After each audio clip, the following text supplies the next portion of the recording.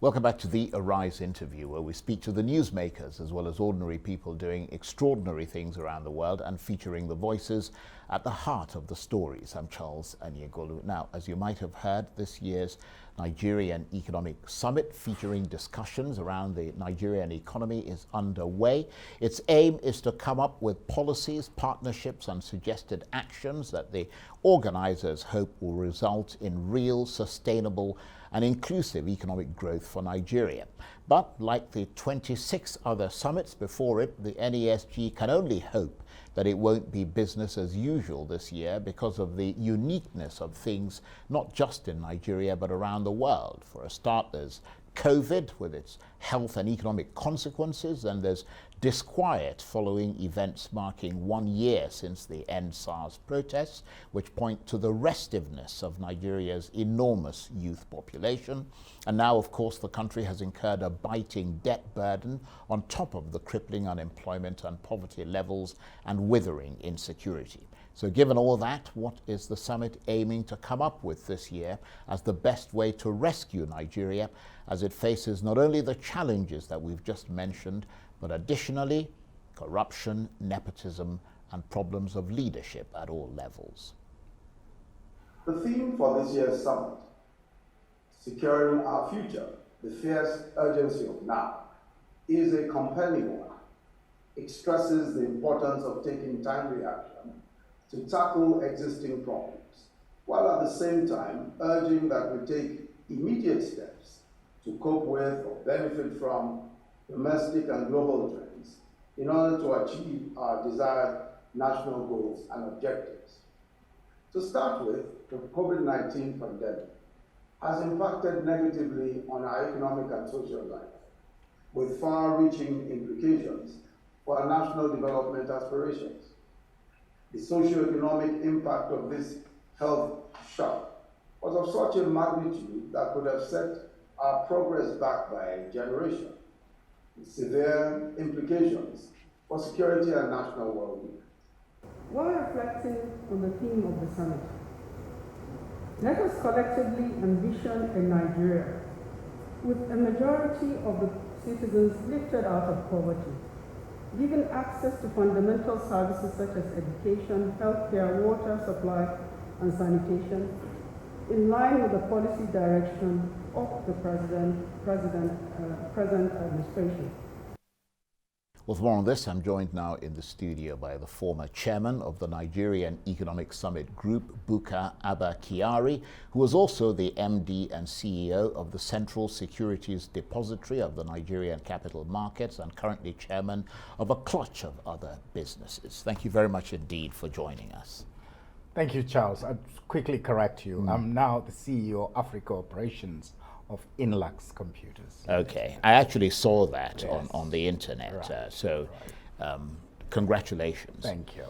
And the theme for this year's summit is Securing Our Future, the Fierce Urgency of Now. And that seems to suggest that things are at crunch point. Tell us more about the significance of that theme. Usually at the board level, we debate all the things that is at hand as an issue to the nation. And we believe that a theme of this is what we need in addressing all the problems and challenges the country is facing. Now, we talk about some of the challenges which had been lingering for quite a long time. The security situation in the country.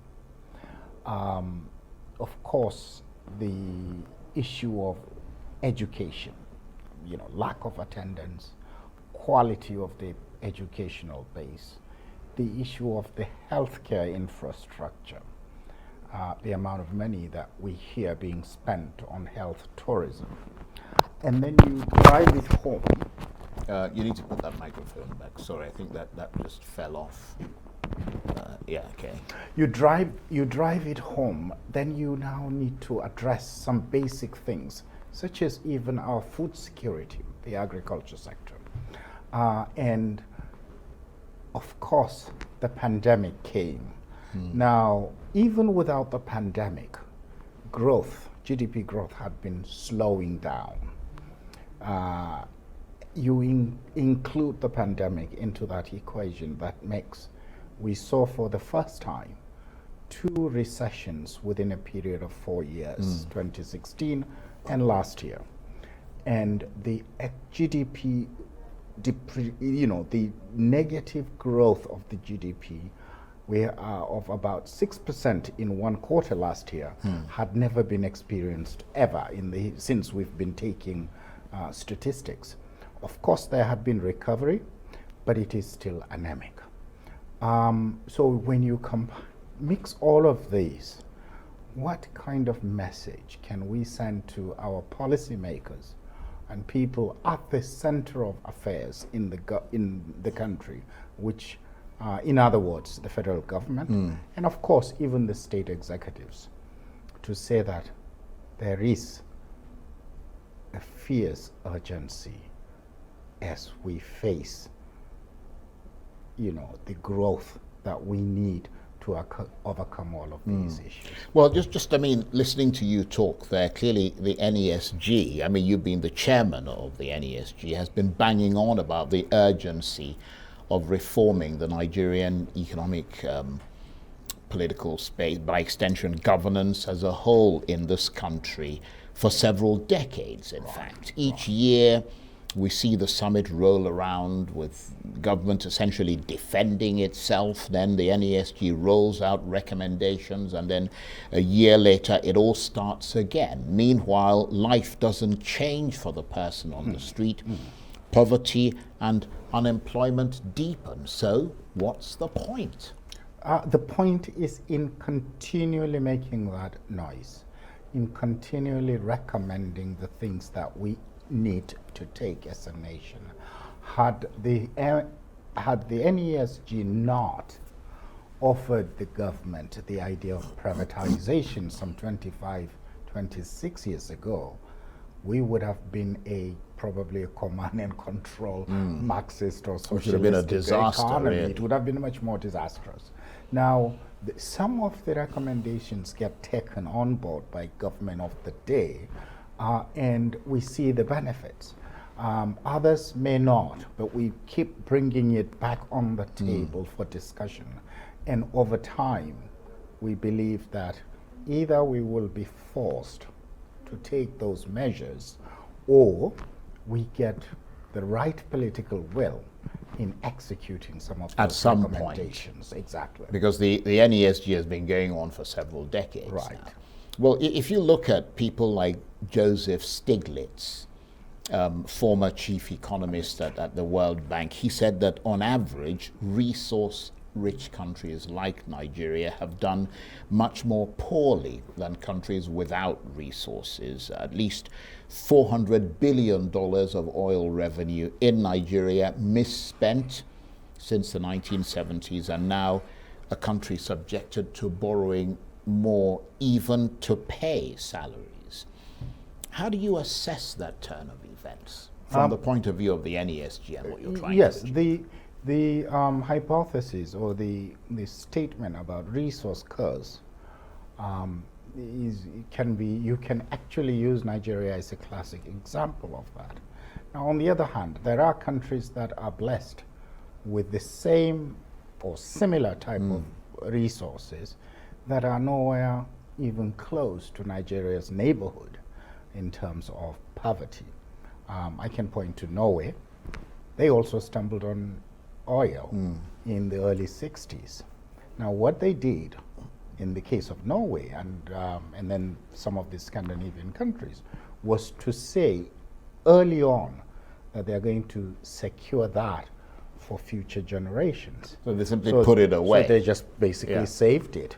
And today, Norway as a nation has the largest sovereign wealth, of over $1.3 trillion. And of course, you can see some of the other Middle Eastern countries. And the conversation about renewable energy is being led by countries such as UAE, robotics, innovation, name them. They're stumbling onto that. Now, they could have just said, let's just be complacent like some of the others, specifically a country like Nigeria. Now, and here is the other thing that most people erroneously kept saying, that Nigeria is an oil-rich country. It is not. If you divide the income we generate or the revenue we generate from oil divided by the population, I believe it's less than $600 per person. Whereas you go to a place like Kuwait or UAE, it's over $30,000, $40,000 per person. Now, that doesn't make us oil rich. That's an If important anything distinction. else, it Yes. should humble us to actually invest in education, invest in agriculture, modernize it, and begin to change our lives by enriching ourselves, not from something you pick on the ground and sell, rather by adding values to all the products that we, that nature has endowed us. And that's a very good point, because I think I remember last year the NESG summit was quite big on education and health and all that sort of thing. So why has Nigeria, because I'm assuming that the NESG does like post-mortems every year, why has Nigeria failed to make the most of its national riches and to turn it into benefits for the masses? Who is to blame, and whose responsibility is it to put things right? Could there be a different story to the one this country has known since independence? I mean, are these sorts of questions discussed at the NESG summits, or do they tend to give the government a soft landing? I would like to address this personally because I have, throughout my life, I do not blame or become a victim. I do not, say that somebody else is to blame for the state of what I have, what I am. And therefore, as a nation, who is to blame should rest squarely on the person you see in the mirror every morning. All of us are to blame. We say we are a democracy. But obviously some more than others. Some more than others, indeed. I mean, if you're given charge of $100 million, right, and you then mismanage it, I mean, that I may have a greater share of the blame. Yeah. Exactly, I may have the greater share of the blame. But essentially, we are a democracy. Now, if you keep doing the same thing and expect a different result or outcome, then there is something wrong with you. Now, the question then is, we are all to blame, and the question now is, how can we address those issues? Now, the people in power ought to look at that and say that, what is the greater good for implementing any of these policy recommendations? And essentially, I think until we reach that awareness from the point of view of the leaders, we will be in a sore state, and we will continue to grope in the dark, and we may never actually, things would get worse. Now, there is also a breaking point somewhere. I don't know if we've reached it or we are close to reaching it, but society that faces these kinds of conditions tend to bounce back, and they either bounce back in a more informed conversational mode, Right. like some of the Scandinavian countries, or they lash back like the Arab Spring, Right. in the case of Tunisia and the likes. So I hope and You're not pray. sure which one it's going to be. I am not certain. Okay, yes. please stay with us. We're going to come right back and talk some more. You're watching the Arise interview. Plenty more still ahead as we continue our chat with the former chairman of the Nigerian Economic Summit Group, Kyari Bukar, with the 27th Nigerian Economic Summit getting underway here in Abuja. Stay with us.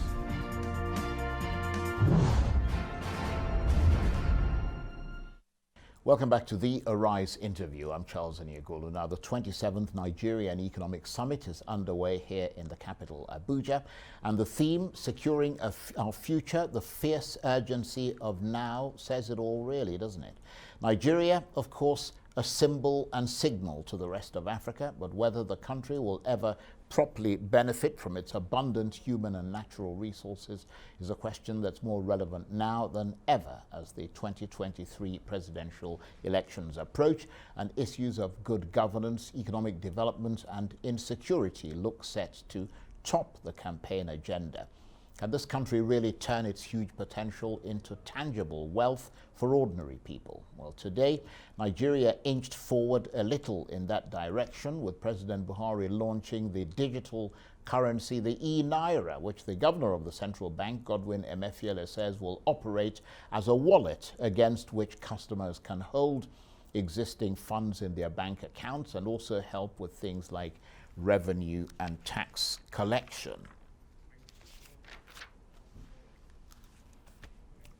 And the former chairman of the Nigerian Economic Summit Group, Bukar Abba Kyari, who was also MD and CEO of the Central Securities Depository of the Nigerian capital markets and currently chairman of a clutch of other businesses, is still with me in the studio. Thank you for staying with us. Let me quickly ask you, what do you make of this digital currency, the E-Naira, which was launched by President Buhari today, just months after the central bank barred financial institutions from dealing in or facilitating transactions in cryptocurrencies?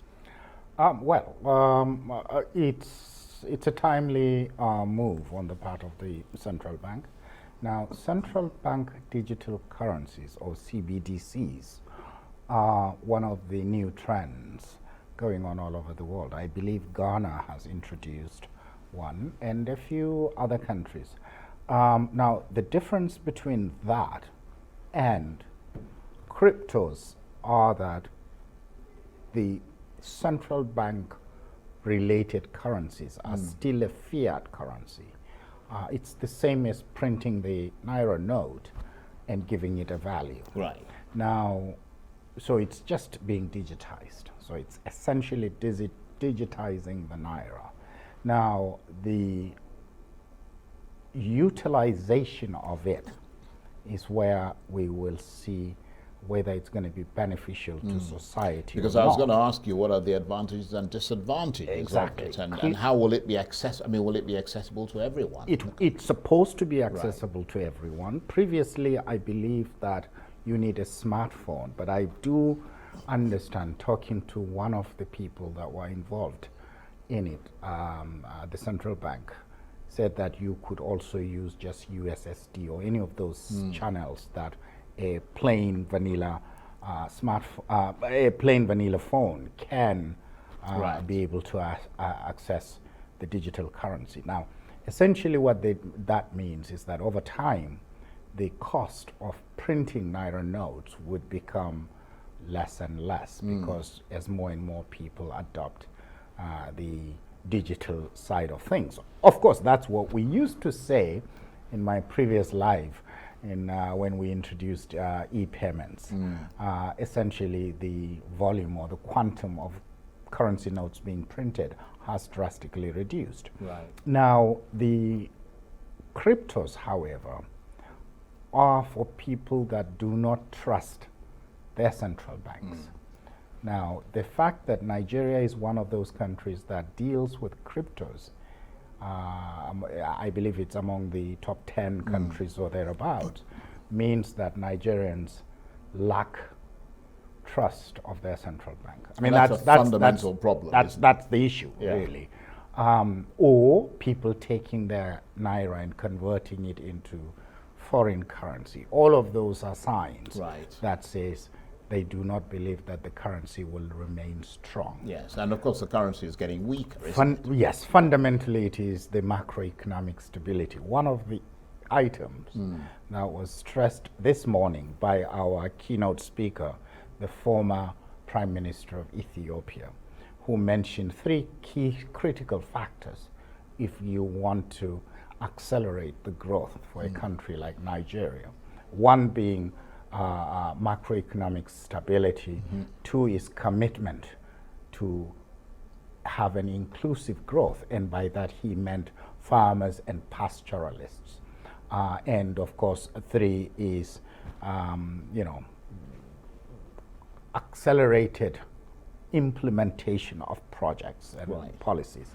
Now, on the crypto side, it is completely different. It is a situation where people, one is that lack of trust, two is that some elements of the people actually want to go underground. They may not want to pay taxes, they may be doing certain things that might be illegal or whatever. But I believe the greater majority of people are people that have lost confidence in central banks Right. altogether. But the other thing about currency and currency devaluation is that it has to do with our macroeconomic and monetary policy, macro stability and monetary policy. But the fundamental key to losing the value of your currency is the inflation rate. Assuming your inflation rate is 10% and the country that you are comparing yourself, its inflation rate is 2%, then there is a gap of 8%. Technically, if all things remain equal, every year there should be a depreciation of 8% of your currency. And if you don't make that adjustment, sooner or later, something will give in. And that's what we are facing as a country. That's very interesting. And just returning to that summit, the sub-themes of it include, of course, economic transformation and national security. And that suggests that there is a big risk to economic development from insecurity. In fact, it is a fundamental, foundational element of any nation state. If there is no security of property and lives, all bets are off, no matter what you get. I mean, even if you get, I don't know what Superman uses, that magical, Kryptonite. mythical kryptonite. So even if you are exporting kryptonites, if there is no security of life and property, then fundamentally you are not a functioning state in all ramifications, really. So basically, every time you hold these summits, you're looking at a much bigger picture. I mean, you've got the microeconomics, macro, yes. and then you've got all the other things that allow that economic, growth to take place. And a key one is obviously national security. And Right. do you, have you assessed progress or the lack of it from the last summit? We have candid conversations. We have a breakout session. We have about 10 or 11 thematic areas. And so the breakout this evening and also tomorrow morning are going to be addressing those elements, whether it is infrastructure, In energy. other words, gauging progress. Exactly. In the So we last will year. have a review of what had happened, where we are, and what needs to be done. Right. So essentially, it's going to be a very candid conversation. Well, And that's by going to the be very interesting. Yeah, and by the way, at the end of the summit, we produce a green book, and that book actually can then be translated into Federal Executive Council papers that would be tabled at the Federal Executive Council meetings. We've got less than a minute before we have to end this absolutely delightful and brilliant chat with you. In the final analysis, it all boils down to political will, does it? Exactly. You've summed it up. It is a case of political will, and at times it's also a case of being a leader. Sometimes being a leader can be extremely uncomfortable, including telling the followers that there are certain hard measures that we have to go through before we reach nirvana. Abba Kyari, I want to thank you exceedingly. Kyari Bukar, I want to thank you very much indeed for joining us. And Kyari Bukar was, of course, the former chairman of the NESG. That's it for this edition of the Arise interview. Join us again tomorrow from me and the entire team here in Abuja. Bye-bye, and thank you for watching.